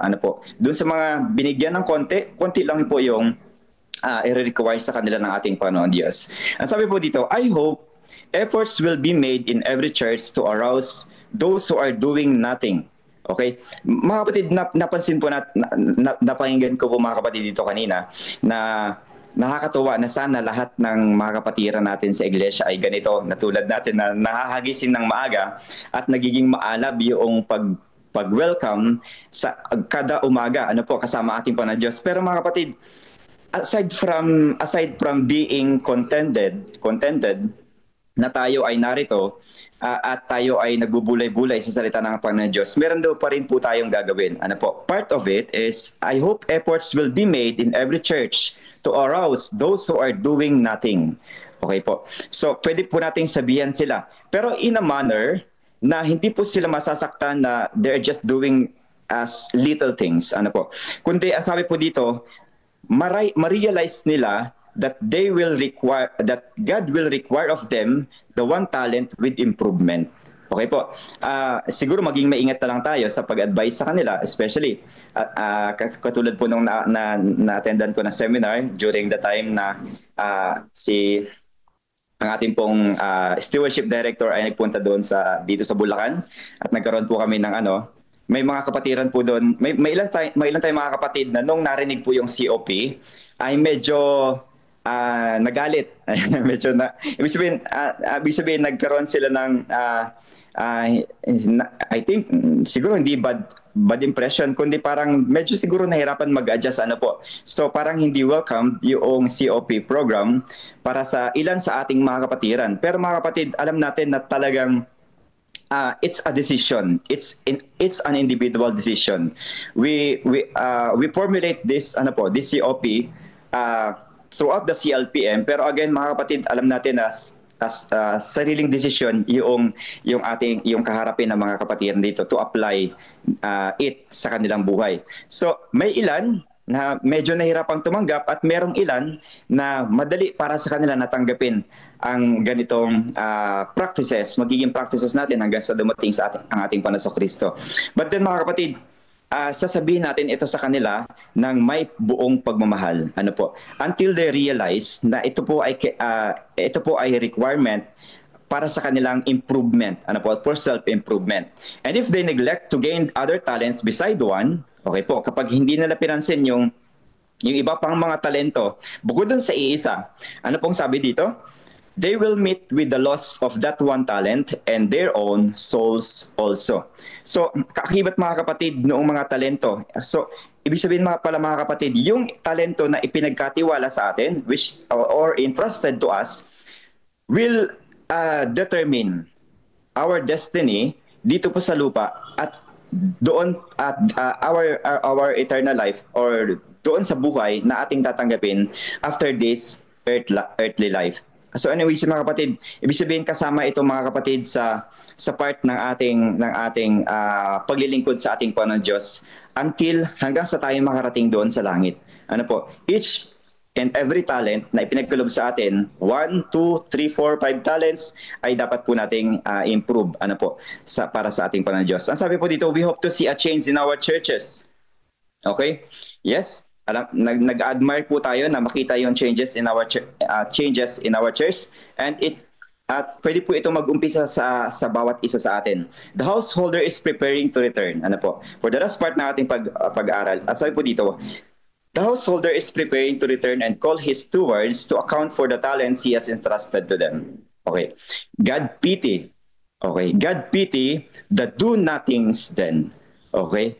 So, alam po natin, kapag wala po tayong ginawa doon sa iisang talent na yon, ay mananagot po tayo sa ating Panginoon Diyos. Those who hear the welcome plaudit. Ano pong sabi ni Jesus Christ sa Matthew 25? Well done, good and faithful servant. Ano po, yun po yung famous word na ating maririnig. And very comforting na kapag dumating ng ating Panginoon Kristo ay tatawagin yung mga faithful servant. Na disregarding the covetousness, robbing God, lahat ng mga bagay na very selfish ay naisang tabi na natin and nagkaroon na tayo ng napakalalim na relationship sa ating Panginoon Diyos. Ang sarap pakinggan mga kapatid kapag nabinigyan tayo. This is not just ito po ay hindi siguro at this point of time, para sa akin mga kapatid, this word, well done, good and faithful servant, is a motivation mga kapatid. Pero sa palagay ko, pagdating natin doon sa langit at nagawa natin yung ating part, sa palagay ko, it is a compliment. So mga kapatid, sino po ang hindi nagnanasa na masabihan ng Panginoon Diyos na well done, good and faithful servant? We will have well done in the improvement of their abilities and the means to glory of God, to the glory of God. So mga kapatid, gusto ko lang pong i-share mga kapatid, 1 minute. Kami po ni Sister Sherry ay bago pa lang mag-asawa. And syempre, ang sabi nga ng aming mga ninong, alam po natin yan, maraming mga ninong nagsasabi na sa unang year or unang month or 4 to 3 months, ang daming mga struggle dyan. Alam niyo po mga kapatid, once na ako'y nag-commit sa 10-10, medyo nagkaroon lang po ng pagkakamali sapagkat sabi ko sa aking asawa, mahal, pakitabi na nung 10-10. Sabi ng mahal ko, sabi ng aking asawa, anong 10-10? Yan. Medyo nagtalo po kami doon. Hindi ko lang siguro ang pagkamali dahil hindi ko sinabi sa kanya o hindi pa liwanag yung about sa COP. Hindi pa po, that time hindi pa po niya naunawaan yung COP. But then we realized, at na-realize niya, sige mahal, gawin natin. And sa tulong nating Panginoon Diyos ay hanggang sa ngayon mga kapatid ay we practice the 10-10. At kahapon lang mga kapatid, gusto ko lang po magbigay ng short testimony na po. We really need money kahapon po mga kapatid. And medyo due date, alam po natin yung due date po. So hindi po namin alam kung ano yung kung saan kami kukuha sapagkat atado naman yung ating mga pananalipan po. But then mga kapatid, habang ako ay nagbabalak ng magkakahapon, narito po ako sa bahay, sabi ko, muli kong na-realize itong ginagawa na COP natin. And alam niyo po mga kapatid, after kong magmuni-muni about sa COP, someone texted us na meron po silang ipagkakaloob. And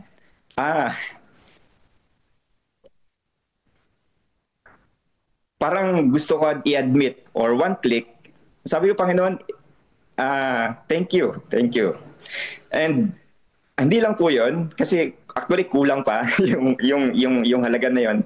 Pero maya-maya po, someone and texted me and sabi niya magpapadala siya ng sapat na salapi.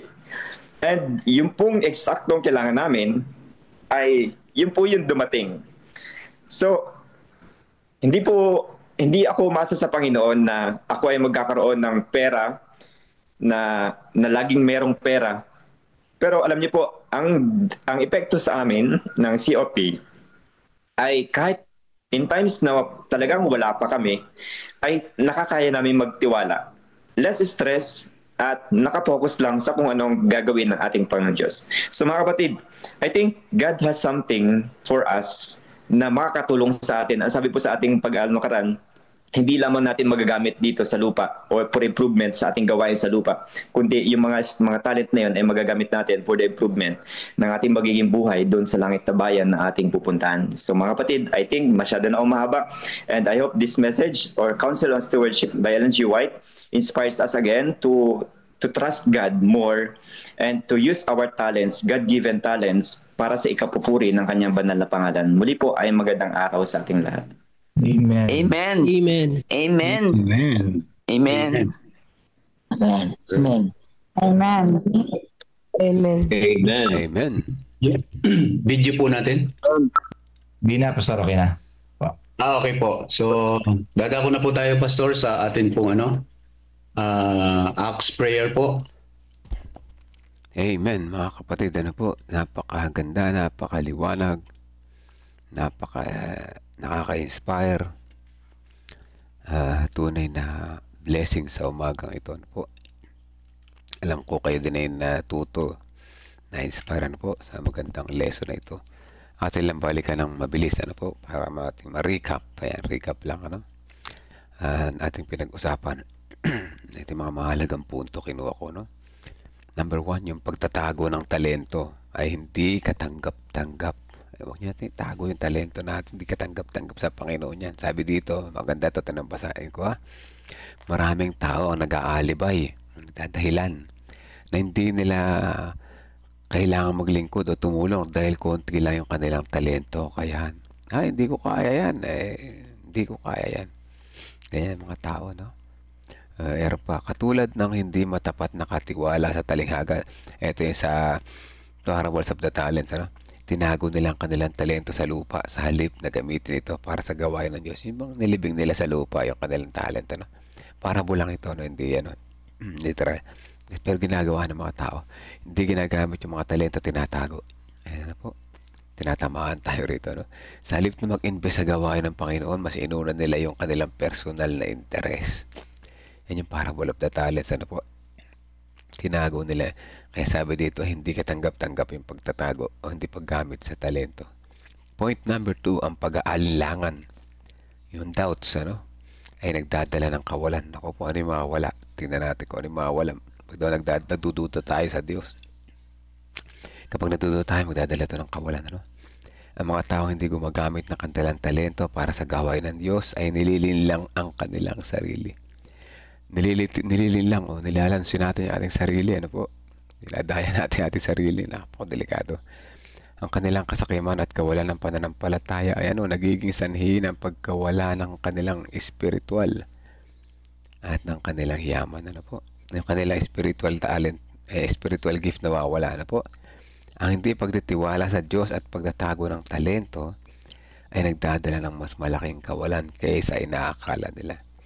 Mga kapatid, kung tayo magtitiwala sa Diyos, paano pa? Kanina pa tayo magtitiwala. Pag sa sarili natin tayo nagtiwala, kay Satan lamang tayo nagtiwala nun, wala nang iba. Ano po? Napakadelikado. Si Pastor si Brad, yung kanina nag-message, Pastor ba yun o brother? May lagnat, ano? Pero pinili niyang tumayo sa oras na ito. Parehas kami mga kapatid. Ako rin may lagnat na, no? Pero diretso lang, no? Kaya pa natin, no? Ang Diyos ay nagbigay ng talento sa bawat isa. Point number 3, lahat ng may kanilang natatanging kakayahan. No? Tayo ito, no? May natatanging kakayahan. Sabi dito sa number 1, ang Diyos ay nagbigay ng talento sa bawat isa ayon sa kanilang kakayahan. So lahat tayo, meron tayong talent. Ano po? Walang tao na walang talento. Sa pangsunod pa sa hindi lahat ay binigyan ng parehong bilang ng talento. So kaya maraming mga tao, iba maraming talent, iba konti lang, ano? Pero dapat daw ay inaasahan ng Diyos na gamitin ang anumang meron tayo para sa kanyang kaluwalhatian. Ayun, no? Hindi inaasahan ng Diyos ang mga may isang talento ay magbibigay ng tulad ng 10 talento. So yan, ano, pag may isa ka lang talento, siyempre isa lang yung magagamit mo. Diba? So, yung iba naman, 10 yung talento mo, gamit niya lahat. So, hindi tama. Hindi inaasahan ng Diyos na matumbasan mo. Hindi pa galingan daw yung laban. Ano? Ang paggamit ng talento ay may kaakibat na pagsusulit. Sabi dito, no? Ang lahat na pinagkatiwala sa atin ng Diyos ay may kasamang pananagutan. Ako po, nakakatakot ito. Itong tatlo na natin na nyo. Ang hindi paggamit o maling paggamit ng talento ay pananagutin sa harapan ng Diyos. Diba, nakakatakot ito. At tinan mo, ang gantimpala o parusa ay ibibigay ayon sa kung paano ginamit o inabuso ang talento. Ngayon, kung hindi natin naunawan yung talento, mga kapatid ko, mga minamahal, ang talent of possession, ito yung ating, kung anong meron tayo. Pag di natin nagamit ng tama ito, may parusa o gantimpala sa pagdating ng Panginoon. Ano? Nawa doon tayo sa gantimpala, wag sa parusa. Ano yung mga kasama sa possession? Yung mga blessing na natatanggap. Possession yan. Gamitin natin ng tama. Gamitin natin sa pagpapalaganap ng gawain sa world mission. Ano? Lahat, hindi lamang sa kung saan department natin gusto ibigay. Gamitin natin sa gawain. Maganda yung sinabi ni Pastor Meneses kanina. Kung ikaw ay nagsi-COP, pero late ka pa rin pupunta sa church, delikado. Baka bulsa lang yung sinuko mo, hindi yung puso. Grabe, no? Make sure, mga kapatid, unahin natin yung puso. Hindi pera-pera ang usapan dito, mga kapatid. Hindi natin mabibili yung ating gantimpala sa Panginoon. Hindi, walang kasing halaga yan, ano? Makikita yung tunay na nagsuko ng puso. Una-una, maaga na yung umattend sa church. Diba? Yan may halimbawa ng nang naisuko na yung kanyang puso ng tapat, ano.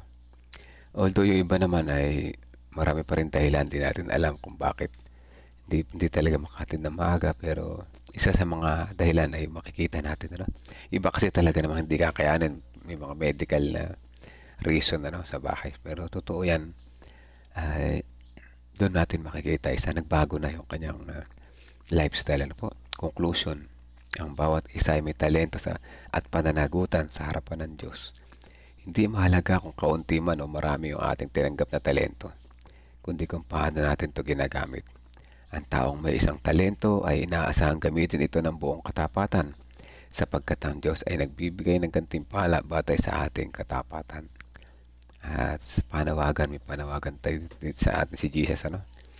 Huwag nating sayangin ang mga talento at kakayahan na ipinagkaloob sa atin ng Diyos.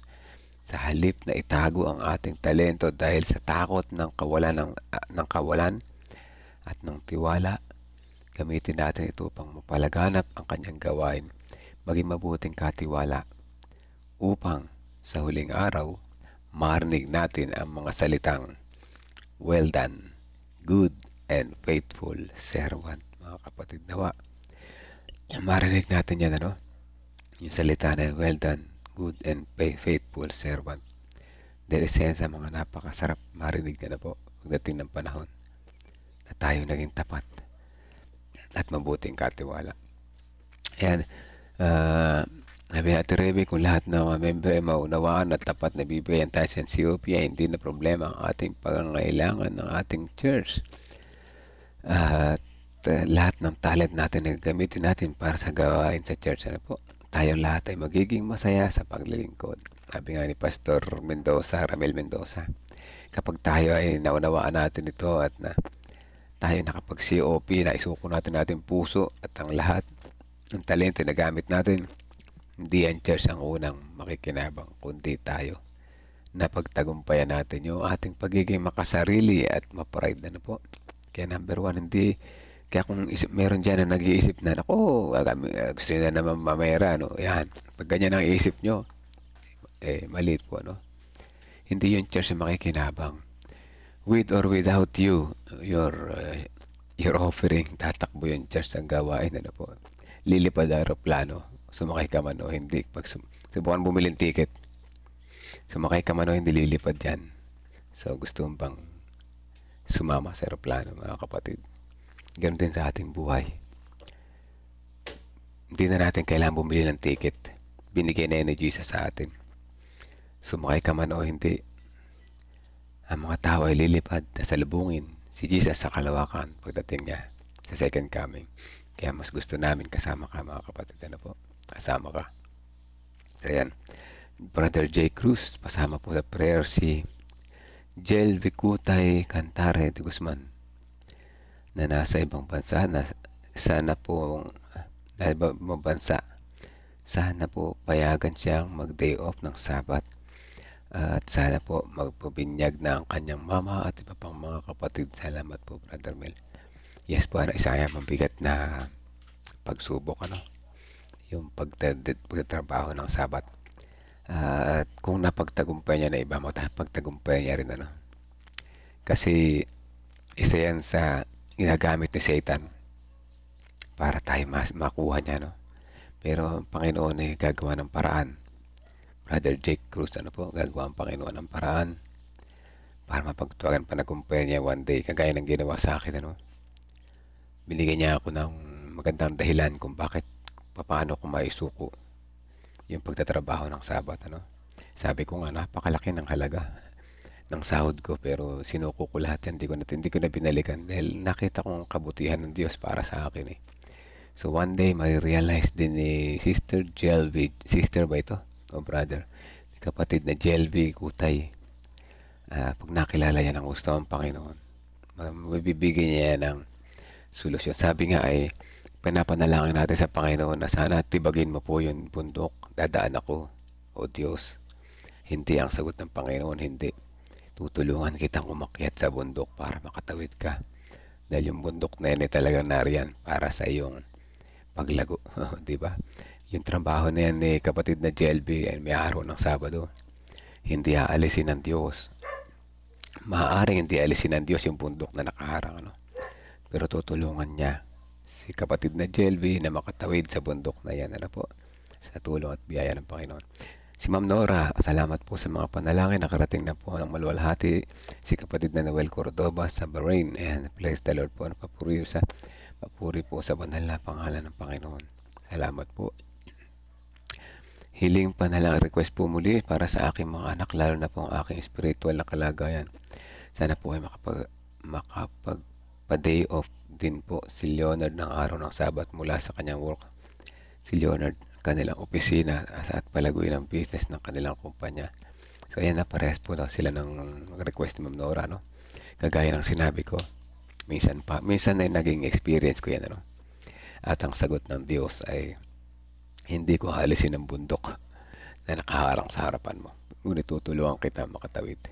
Tinulungan niya ako makatawid. Answered prayer, ano po? Dati yan ang panalangin ko. Nawa ay pag-araw ng Sabado ay payagan ako ng aming kapitan na wag nila magtatrabaho na lang ng linggo. Ngunit hindi yan nangyari, ano po? Mas magandang plano ang Panginoon. Binigay niya ako ng trabaho, bagay sa akin. Yung ako yung boss. Diba? Pag ako na yung boss, wala na. Ako yung boss eh. Hindi ako magtatrabaho na Sabado, di ba? So, ganun yun, ano? Sama natin sa panalangin ng bawat isa. Tayo pa yung manalangin, mga kapatid. So, ilan yung ating nakakalimutan ko na yung mga... Si Sister Gloria Balbido, yes, isa. Birthday niya, happy birthday po. At tapos si kapatid na GLV, ayan, at saka si Leonard, ano po, si Leonard. At sige, let's pray po mga kapatid. 30 seconds, tayo muna ay magbulong ng panalangin, mga pangalan, mga ating pasalamat at ating spiritual na paglago. Ibulong na natin yan sa Panginoon. Let's pray po.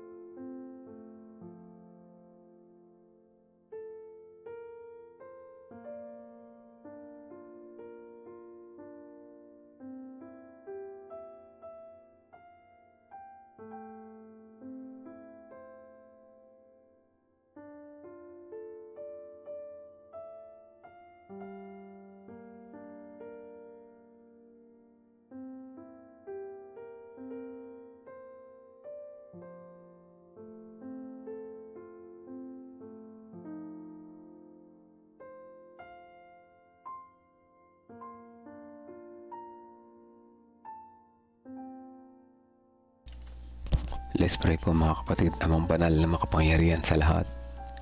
Sa umaga na ito, lubos po ang aming pasasalamat sapagkat ito kami ay makasalanan, ngunit ginising niyo kami sa tamang oras.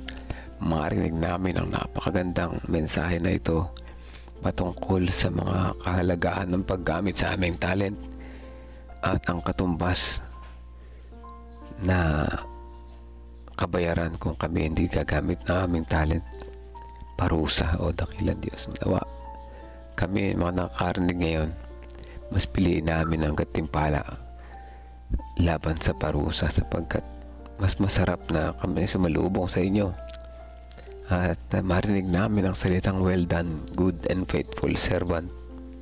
Nawa ang aming mga talento patuloy namin matuklasan, magamit namin ang tama. Patuloy niyo pong baguhin ang aming puso upang hindi lamang ang aming bulsa ang aming maisuko, bagkus ang aming buong buhay, aming oras, ang aming puso sa pagtatapos at makatulong kami sa pagtatapos ng gawain.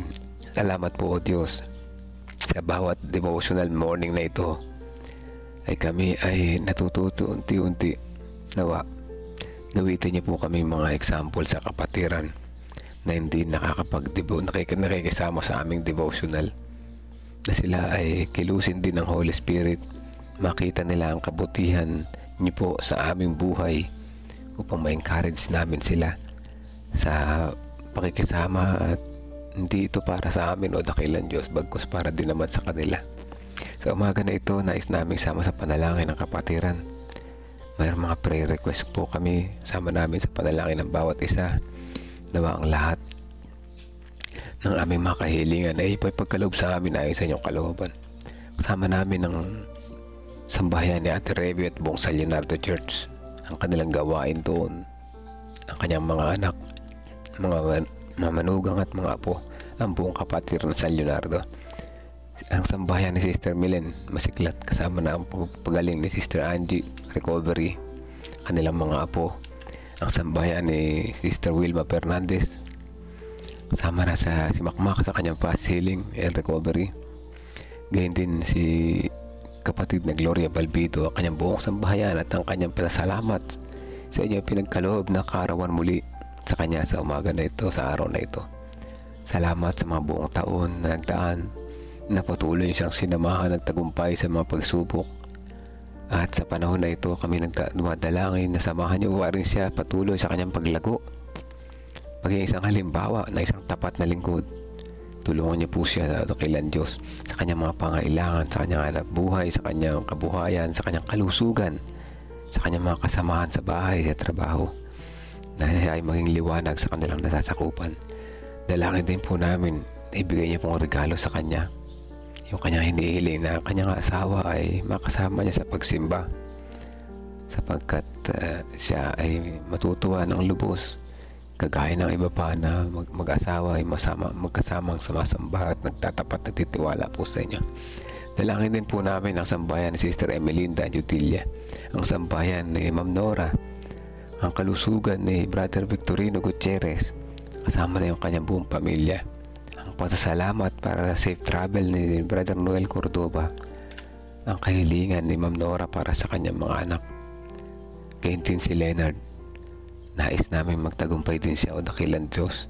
Bigyan niya po siya ng nawa ang kanyang hinihiling na day off sa araw ng Sabat ay ipagkaloob ng kanyang amo. Kung hindi man o dakilan Diyos, bigyan niya po siya ng magandang dahilan, sapat na dahilan na sa kanyang mapagtagumpayan ang napakabigat na pagsubok na ito sa kanyang buhay o dakilan Diyos.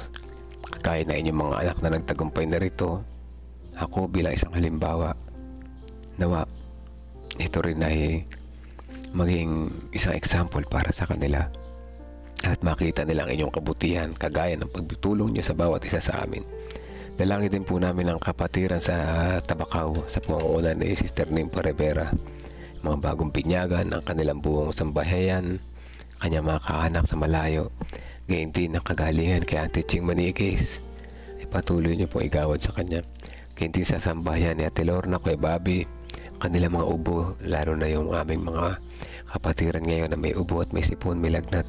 Ipuhin niyo po kami na inyong mapagpagaling na kamay. Ang sambahayan ni Sister Teresita Dairet Reyes, ang sambahayan ni Sister Sweetie Burgos Lopez, Sister Valentina Cordoba, si Ate Mitch, kasama na yung kanyang husband sa kanyang pag-aasikaso ng kanyang trabaho sa malayo. Ang sambahayan ni Sister Shirley Rosacinto, ni Ate Christy, ni Kuya Edgar, ni Brother June Dilaw, na sila ay nangangaral doon sa San Antonio, ang kapatiran ng San Antonio Church o dakilan Diyos. Ang sambahayan ni Sister Teresita Ladia, sambahayan ni Sister Janet, Brother Jojo Gatmaitan, ang sambahayan ng buong Piñaranda Church sa pangunguna ni Sister Josephine Mercado at ng iba pa. Ang sambahayan ni Brother J. Cruz, kasama ng kanyang mga kahilingan para sa kanyang mga mahal sa buhay.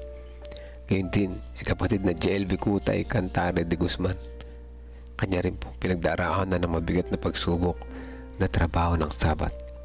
Nawakilusin niyo po ang puso ng kanyang amo, bigyan siya ng day off ng Sabado upang makasunod siya ng uso sa inyo. Kung hindi man o dakilan Diyos, ibigay niyo po sa kanya mas magandang option. Ibigay niyo po siya ng malinaw na paningin at malawak na kaisipan na makita niya ang blessing na ibinibigay sa kanya. At ito ang kanyang piliin o dakilan Diyos. Dalangin din po namin ang sambahayan, Sister Helen de la Cruz Malyari, kasama na si Ma'am Carmen, si Doc Partida, si Melva Yenson, at ang ganagawang evangelism sa Lumanas, Kampugo.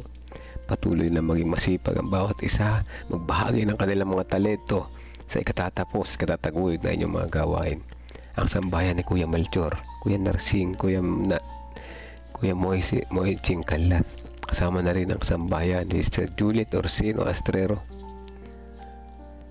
At gayon din ang mga kanyang mga kahilingan. Kasama na yung mga inulila ni Sister Estrella Gragasin, na kung saan ay sila ay nalulungkot o dakilang Diyos sa pagkawala ng kanilang mahal sa buhay. Dinggin niyo po ang aming mga panalangin. Salamat sa mga payo sa bawat araw. Sa pamamagitan ng devotional na ito kami natututo. Salamat sa inyong gabay at patnubay at patawad kung saan kami nagkulang at nagkasala. In Jesus' name we pray. Amen. Amen.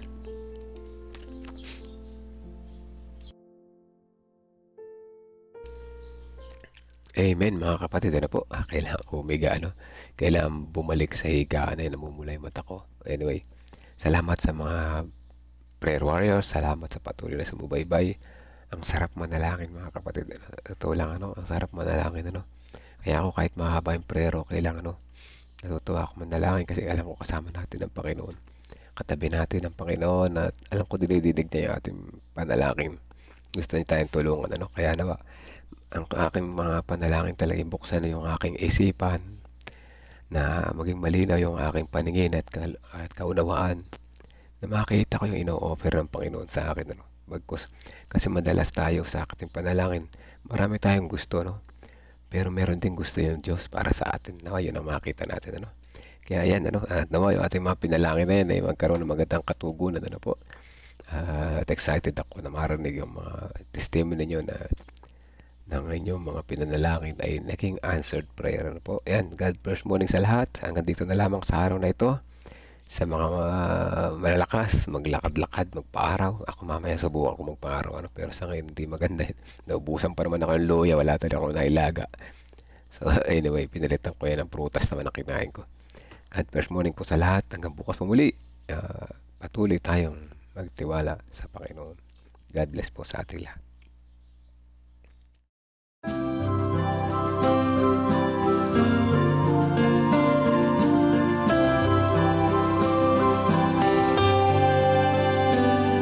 I hear the voice of Jesus calling.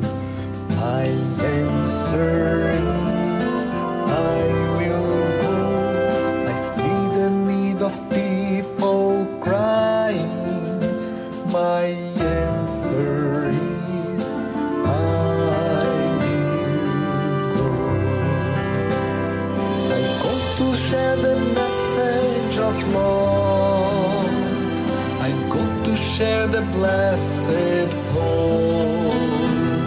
But if I get discouraged, I call to Jesus' help.